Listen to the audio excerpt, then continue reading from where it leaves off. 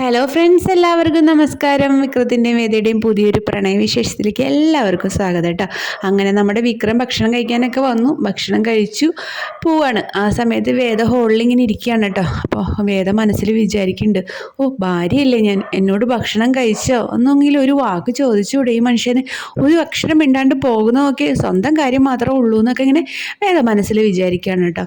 അങ്ങനെ വിക്രം റൂമിൽ പോയി ഡ്രസ്സൊക്കെ മാറിയിട്ട് കിടക്കാനായിട്ട് തുടങ്ങുക. ലൈറ്റൊക്കെ കിടത്തി കിടക്കാൻ തുടങ്ങുന്ന സമയത്ത് റൂമിലെ ലൈറ്റ് വീണ്ടും തെളിയാണ് കേട്ടോ. അപ്പോൾ നോക്കുമ്പോൾ നമ്മുടെ വേദനെ കണ്ട വഴിക്ക് വിക്രം ചാടി എഴുന്നേറ്റിട്ട് ചോദിക്കും, എന്തേടി എൻ്റെ റൂമിലേക്ക് വന്നത്, നിന്നോട് പറഞ്ഞിട്ടില്ല എൻ്റെ റൂമിൽ കയറരുതെന്ന്.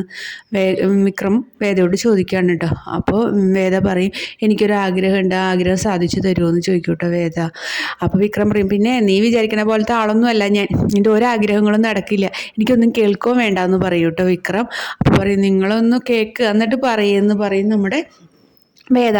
അപ്പോൾ വിക്രം പറയും, എന്നാൽ എന്തെങ്കിലും പണ്ടാരാണെങ്കിൽ പറയേ എന്ന് പറഞ്ഞ് വിക്രം വേദയോട് ദേഷ്യപ്പെടുക കേട്ടോ. അപ്പോൾ വേദ പറയും, ഞാൻ നിങ്ങളുടെ ഭാര്യയല്ലേ, ഒരു ദിവസമെങ്കിലും ഞാൻ ഈ റൂമിലൊന്ന് കഴിച്ചു കൂട്ടിക്കോട്ടെ, എനിക്ക് എന്നെ തന്നെ ഒന്ന് ബോധിപ്പിക്കുക, എൻ്റെ കല്യാണം കഴിഞ്ഞു, ഞാൻ ഇന്നൊരു ഭാര്യയാണെന്ന് എനിക്ക് തന്നെ ഒന്ന് തോന്നാൻ വേണ്ടിയിട്ട് ഞാൻ ഈ റൂമിൽ തന്നെ ഒന്ന് കിടന്നോട്ടെ, ഒന്ന് സമ്മതിക്കുക, ഞാൻ ഇവിടെ ഏതെങ്കിലും ഒരു മൂലയ്ക്ക് ഇരുന്ന് നേരം വെളുപ്പിച്ചോളാമെന്ന് നമ്മുടെ വേദ പറയുകയാണ് കേട്ടോ.